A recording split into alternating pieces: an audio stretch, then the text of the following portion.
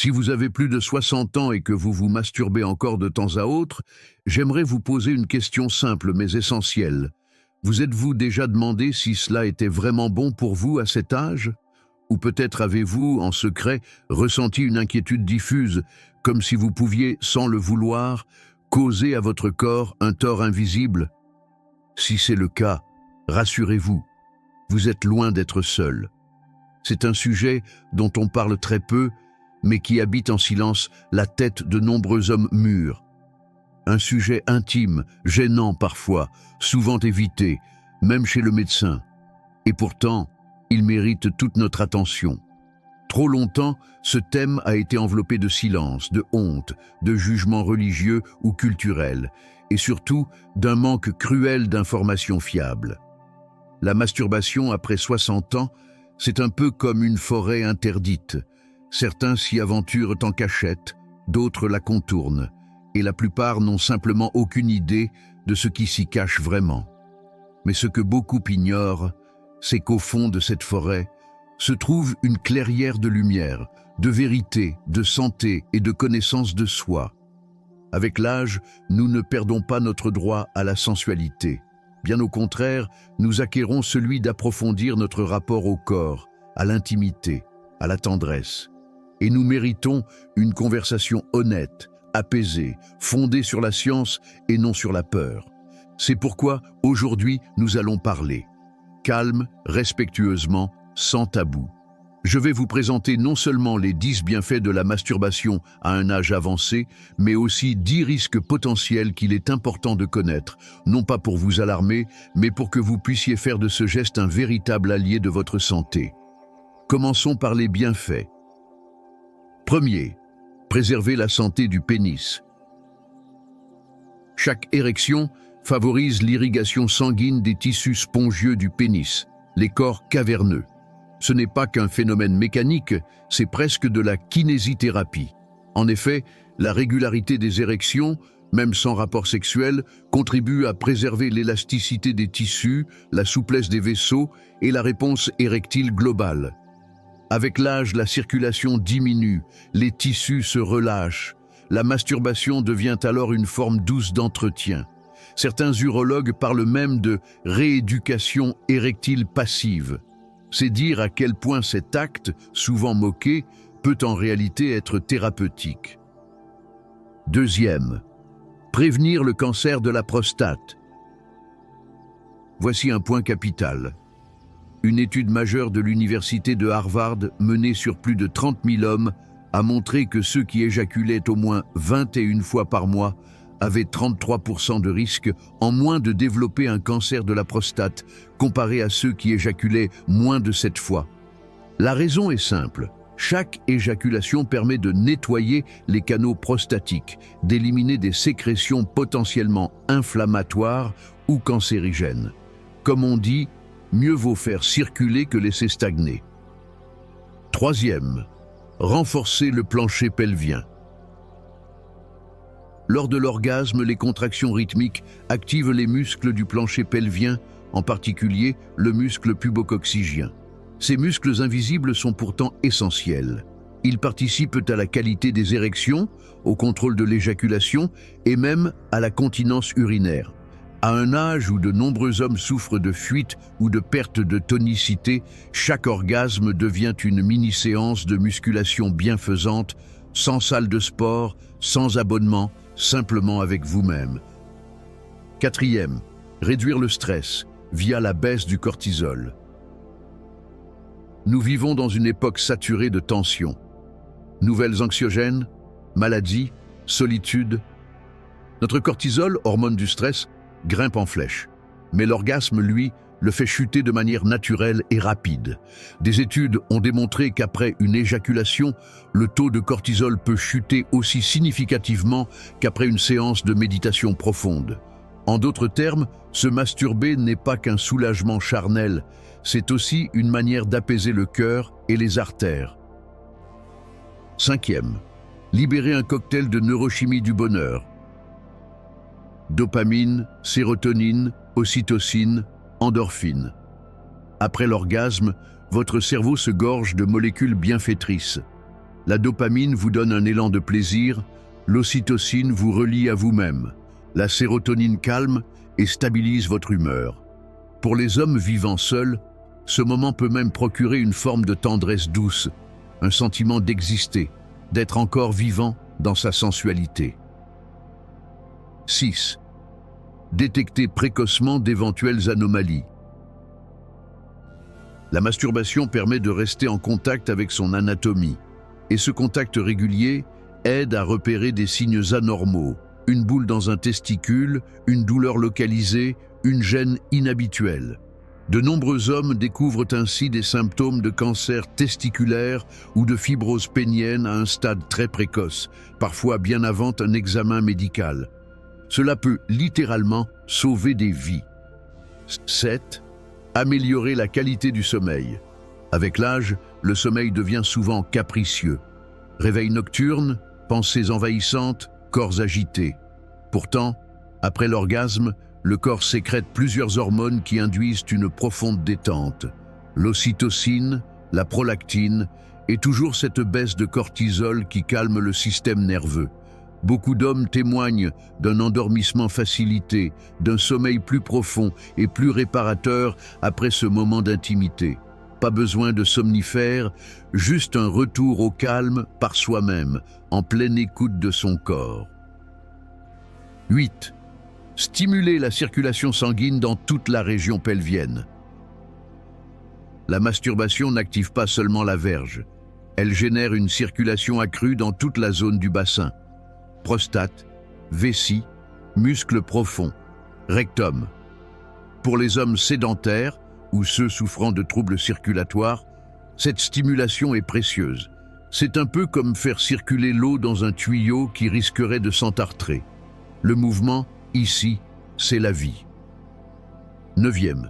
Améliorer le contrôle éjaculatoire. Pour certains hommes, surtout avec l'âge, la rapidité de l'éjaculation devient un sujet délicat. La masturbation permet alors un entraînement en douceur, apprendre à reconnaître les signaux corporels, tester des techniques comme la méthode Start-Stop, explorer les respirations profondes ou le relâchement musculaire. Un homme m'a dit un jour « J'ai appris à faire l'amour à ma partenaire en apprenant d'abord à faire l'amour à mon propre rythme. » Et c'est profondément vrai. 10. Maintenir le désir et les connexions cérébrales liées à la sexualité. Le cerveau est notre principal organe sexuel. Chaque fois que vous vous engagez dans une activité sexuelle, même en solo, vous activez les circuits neuronaux liés à la motivation, à l'imaginaire, à la réponse érotique. Avec l'âge, ces circuits s'endorment si on ne les sollicite plus. C'est pourquoi la masturbation, loin d'être un caprice ou une régression, devient un acte de vitalité. Elle maintient votre libido vivante, même en l'absence de partenaire. Elle préserve le lien avec le plaisir. Mais pour avoir une vision complète et équilibrée, nous ne pouvons pas nous arrêter là. Car, comme tout outil, la masturbation peut aussi comporter des risques. Non pas si vous la pratiquez de façon consciente et modérée, mais si elle devient compulsive, mécanique ou mal adaptée à votre réalité. Voici donc les 10 risques potentiels à connaître, non pour culpabiliser, mais pour mieux vous protéger. Premier isolement social. La masturbation devient problématique lorsqu'elle se substitue entièrement aux relations humaines, lorsque l'on cesse d'aller vers l'autre, de chercher le contact, l'échange, la chaleur, et que l'on s'enferme dans un monde solitaire. Cela peut être insidieux. Un homme de 67 ans m'a confié un jour « Je ne fais plus l'effort de séduire. Seul, c'est plus simple, moins risqué. » Mais ce moins risqué peut vite devenir un désert affectif. La solution, ici, n'est pas d'arrêter, mais d'observer. Est-ce que cette pratique nourrit ma vie ? Ou bien est-ce qu'elle la remplace? Deuxième, microlésion de la peau. Une masturbation trop vigoureuse, sans lubrification ou avec des objets ou mouvements inadaptés peut entraîner des micro-blessures, petites fissures, irritations, voire saignements. Cela peut aussi favoriser les inflammations ou infections. Le conseil est simple, soyez doux, Utilisez un lubrifiant à base d'eau de bonne qualité et respectez la sensibilité de votre peau. Le plaisir ne doit jamais rimer avec brutalité. Troisième, désensibilisation nerveuse. Si vous vous masturbez toujours de la même manière, même pression, même position, même rythme, votre cerveau peut finir par s'habituer exclusivement à ce stimulus précis. Résultat, lors des rapports avec une partenaire, l'excitation devient plus difficile, l'orgasme plus lointain. Pour éviter cela, variez les gestes, changez de main, explorez d'autres rythmes, jouez avec votre imagination plutôt qu'avec des automatismes. Gardez le corps et l'esprit curieux. Quatrième, camouflage d'une dysfonction érectile. Certains hommes remarquent qu'ils n'ont plus d'érection avec leur partenaire, mais en solo, tout fonctionne. Et ils se disent « ce n'est pas grave, je gère ». Mais cette différence peut cacher une cause sérieuse. Diabète, hypertension, troubles cardiovasculaires, déficit hormonal. Ce n'est pas un tabou, c'est un signal. Et ce signal mérite d'être entendu, par vous-même, puis par votre médecin. Cinquième, mauvaise posture et compression nerveuse. De nombreux hommes se masturbent assis sur une chaise dure, penchés en avant, comprimant ainsi les nerfs du bassin, notamment le nerf pudendal. Cela peut, à terme, causer des douleurs pelviennes, des engourdissements ou des troubles de la sensibilité génitale. L'idéal, s'allonger, se détendre, s'installer confortablement avec un bon soutien lombaire. Le plaisir n'est pas une course, c'est une rencontre. Sixième, utilisation émotionnelle excessive. La masturbation comme échappatoire. Lorsqu'elle devient le seul refuge pour gérer l'ennui, l'anxiété, la solitude ou la colère, la masturbation peut se transformer en dépendance émotionnelle. Elle cesse alors d'être un plaisir et devient un réflexe d'évitement. Ce n'est pas tant l'acte lui-même qui pose problème, mais le rôle qu'on lui donne. S'il devient le seul mécanisme de régulation émotionnelle, alors il est temps de s'interroger. L'alternative, s'ouvrir à d'autres ressources, une promenade, un appel à un ami, un moment de silence, une activité manuelle, l'écriture. Il est essentiel d'avoir plusieurs manières de se réconforter. La sexualité fait partie de la vie, elle ne doit pas devenir toute la vie. 7. Culpabilité et honte intériorisée. Nombre d'hommes de plus de 60 ans ont grandi dans un environnement où la masturbation était jugée comme péché, déviance ou faiblesse. Même des décennies plus tard, ces voix intérieures résonnent encore. Tu ne devrais pas faire ça. C'est sale. Tu n'as plus l'âge. Cette honte intériorisée peut entraîner une profonde souffrance morale, un conflit entre le désir naturel et les normes inculquées. La vérité, c'est que la masturbation n'est ni honteuse ni immorale. C'est une expression intime, privée, naturelle. Et si vous ressentez ce poids, en parler avec un thérapeute ouvert, formé à la santé sexuelle, peut être libérateur. Se libérer de la honte, c'est parfois plus important que de se libérer physiquement. 8e, congestion pelvienne, trop, c'est trop. À l'inverse du manque, l'excès peut aussi nuire. Une masturbation très fréquente, plusieurs fois par jour, chaque jour, peut provoquer une sensation de lourdeur dans les testicules, des douleurs dans le bas-ventre ou un épuisement localisé. On parle alors de congestion pelvienne, un trop-plein de tension et de contraction sans temps de repos. La clé ici est l'écoute. Si votre corps dit « stop », respectez-le. Il ne s'agit pas de s'imposer des règles, mais d'apprendre à sentir ce qui est bon pour vous aujourd'hui, et non hier ou il y a 10 ans. 9e baisse temporaire de la qualité du sperme. Ce point ne concerne pas tous les hommes, mais il est utile à rappeler. Si vous souhaitez concevoir un enfant, oui, même après 60 ans, c'est possible. Sachez que des éjaculations très rapprochées peuvent temporairement réduire la concentration en spermatozoïdes. Cela n'affecte pas la fertilité à long terme, mais pour une qualité optimale, les études recommandent un délai de 2 à 5 jours entre les éjaculations. Et même si vous n'avez pas ce projet, comprendre comment fonctionne votre organisme reste un acte de sagesse. 10e déconnexion du réel à cause de la pornographie. C'est sans doute l'un des effets les plus insidieux. Lorsque la masturbation repose uniquement sur la consommation d'images pornographiques extrêmes, irréalistes, le cerveau finit par recalibrer ses attentes. Le plaisir devient conditionné à des scénarios déconnectés de la vraie vie. Et lorsqu'une vraie femme, avec sa douceur, ses silences, son rythme naturel, entre dans votre lit, vous ne ressentez plus rien. Le remède ? Revenir à vous, à vos souvenirs, à votre imaginaire, à vos sensations.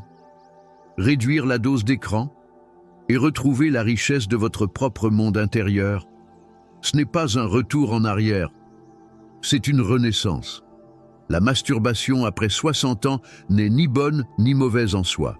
C'est un outil. Et comme tout outil, son effet dépend de la manière dont on s'en sert. Pratiquée avec attention, modération et respect, elle peut être une alliée précieuse pour votre santé physique, votre équilibre émotionnel et votre lien avec la sensualité. Pratiquée sans conscience, elle peut devenir un refuge, un piège ou un signal de déséquilibre. Mais surtout, elle ne devrait jamais être un sujet de honte. Vous n'avez pas à vous justifier d'aimer encore toucher votre corps, d'en ressentir les pulsations, d'en explorer les frontières. Ce n'est pas une régression, c'est une affirmation. À 60, 70 ou même 80 ans, votre corps vous parle encore. Il n'a pas cessé d'être vivant. Et tant que vous êtes à l'écoute, tant que vous restez curieux, tendre et respectueux envers lui, vous n'avez rien perdu. Au contraire, vous avez tout gagné, la liberté de vous appartenir. Mais avant de conclure cette conversation, j'aimerais vous laisser avec une dernière pensée. Si vous êtes un homme qui se lève fatigué, qui se réveille chaque nuit avec une envie pressante, qui sent son désir diminuer ou sa confiance s'effriter, sachez une chose, ce n'est pas une fatalité. J'ai lu le témoignage d'un homme, Jean-Marc, 66 ans, qui disait « J'avais accepté que tout cela fasse partie de l'âge, jusqu'au jour où j'ai décidé d'essayer. 2 semaines plus tard, je dormais comme un bébé, je n'allais plus aux toilettes 5 fois par nuit et j'avais retrouvé des sensations que je croyais perdues à jamais. Ma femme m'a dit « Tu n'as jamais été aussi vivant ». Ce qu'il a découvert, c'est une solution naturelle, douce mais puissante. Un moyen de prendre soin de sa prostate, de son sommeil, de son énergie et de sa virilité. Et vous aussi, vous pouvez faire ce choix, aujourd'hui. Le lien est dans la description. Ce que vous y trouverez pourrait bien transformer votre quotidien. Pas dans 10 ans, pas demain, mais maintenant. Alors maintenant, je vous pose une question. Qu'est-ce qui vous a le plus surpris dans ce que vous venez d'entendre? Y a-t-il un point que vous ignoriez ou un passage qui a résonné en vous? Si vous avez envie de partager, n'hésitez pas à écrire quelques mots. Et si vous préférez garder cela pour vous, c'est tout aussi respectable.